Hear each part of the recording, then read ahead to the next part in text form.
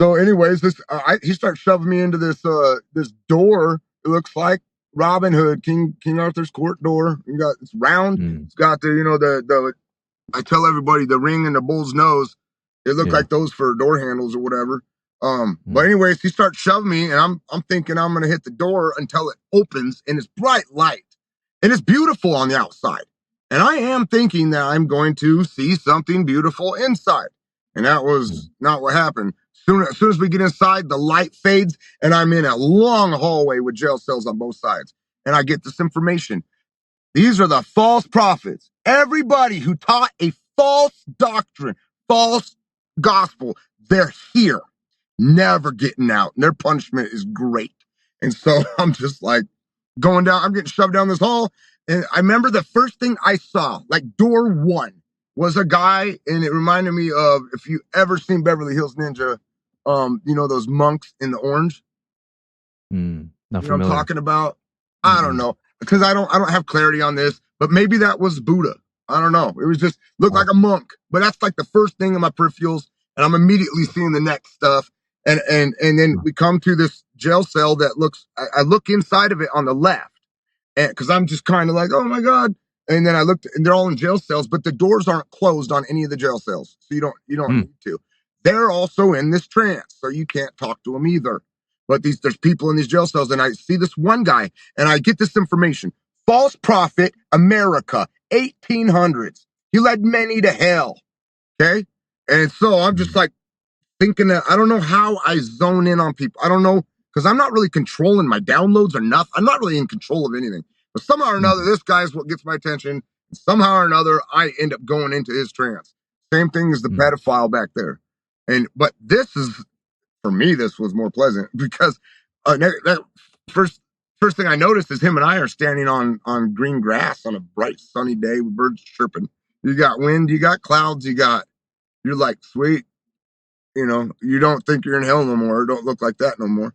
And anyways, I look over at him and he's just sitting there. This is just tripped me out. He's moving the grass with his shoe, and he's thinking everything he thinks, everything he feels. It's so connected to me. We're one person from this point on. Okay. Mm. So Yeah. anyways, he's thinking he's got deja vu, like he's been here before. He's thinking Mm. it's suspect. He thinks he's at his house, basically. Um, Mm. so I look over to him and I'm downloading what he's thinking, and all of a sudden his thoughts go to I'm home, and he looks up and he's like, I'm home. And then I kind of look up too, and I'm looking where he's looking, and he's looking at a white house, 2 stories, kind of plain, looked like a barn, kind of. Didn't because it's just not like our architecture in 2020 or 2024 or whatever. It's just like different houses, totally different. So it looked plain, just kind of squarish, 2 stories, white, and I hear this commotion upstairs. First thing I notice is I'm hearing something, and I know where it's coming from. And I just kind of like go, what is that in my mind a little bit? And I'm Mm. immediately taken off my feet and flying to the top story of this building. And I brace for impact. And then I go blind and I go deaf. And I got enough time to think I dropped into a hole. But then I pop into the top room and I realize, oh, I just went through a wall and I'm looking at antiques. And then all of a sudden, I realize that there's 2 demons that have like their lizard to alligator face, lizard Mm. looking at. I don't know, bro. I don't know what I'm looking at because this ain't on National Geographic. This is another total another species, but they're intelligent beings. They got alligator face. They got like huge fat body, uh, Mm. like a snail or Hunchback of Notre Dame, kind of in between Mm. there, but just like real extreme, scary looking creatures. And they're the ones that are making this commotion, and they're arguing or something, and it's a Mm. language that you don't understand, but it's so ugly. You just your reactions to plug your ears when they talk or do anything.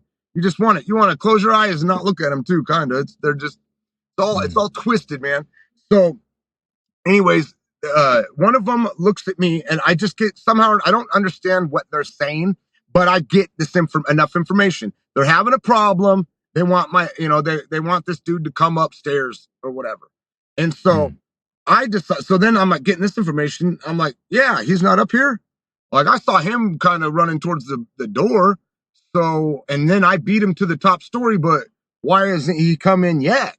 And I just look over to my side to where he would be. You know, I don't know if I was looking for a window or what I was looking, because I'm thinking he's outside still. But I just look and there's a wall here, but it's like I can see through the wall and I can totally see him out. He's down there and he's stopped at the door.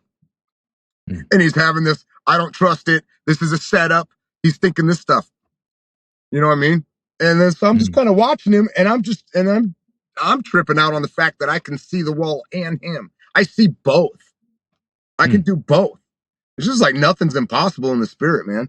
It's just so anyway, I remember I was just like, wow, I'm looking through, and then next thing you know, this one demon, it looks at me, gets my attention, it looks at me, and telepathically in my head, with my voice in my head, my same thinking voice, it was like, call him upstairs.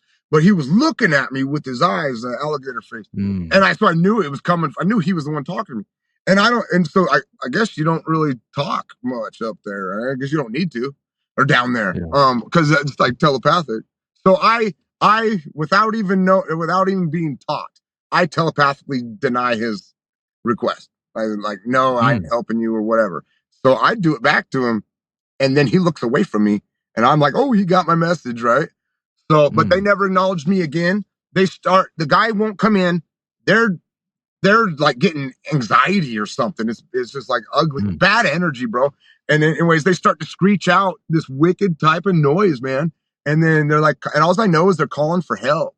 And here comes this black square, comes right through the wall, and it just eats up the floor right in front of me. And I look at this thing and it spins. So anyways, it comes past me, this black square. It starts to spin like doing a Tasmanian devil thing, growing at the same time, light. And next thing I know, I'm looking at looks like a giant golden angel. And you can't tell if it's a boy, can't tell if it's a girl.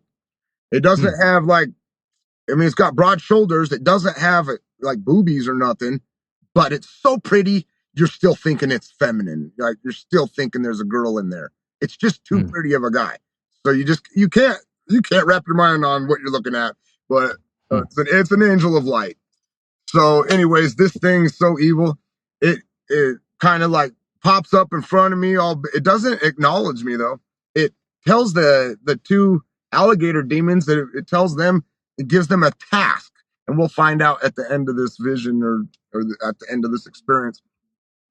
Rather in the body or out of the body, how could I tell, man? It's about as real as, you know what I mean? I put my $5 on, I died and I was there. So that's where I put my money. And I'm the one who had the experience. So you probably would side with what I think just because I'm the one with the experience, right?